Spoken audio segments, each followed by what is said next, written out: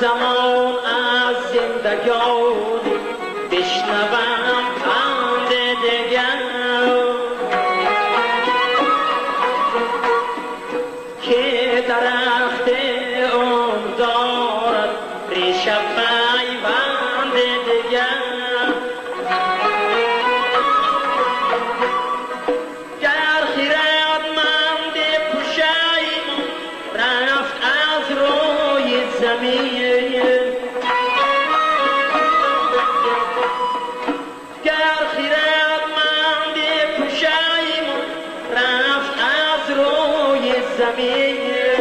باز در روی زمین روید خردمند دیگر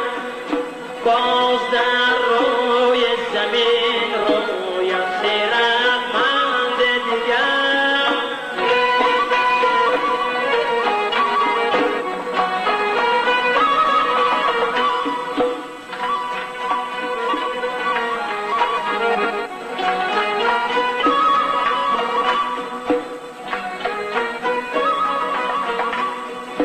خلق بی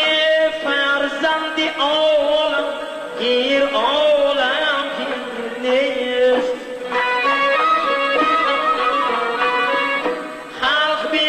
فرزند عالم گیر عالم گیر نیست باز یابد مادری تاجی فرزند دیگر باز یابد مادری تاجی فرزند دیگر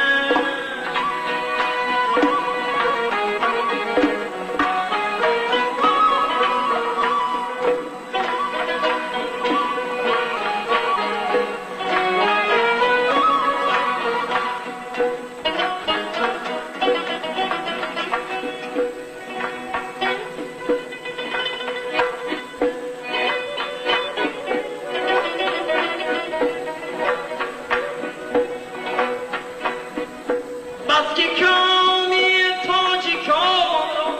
با سخن برداشتن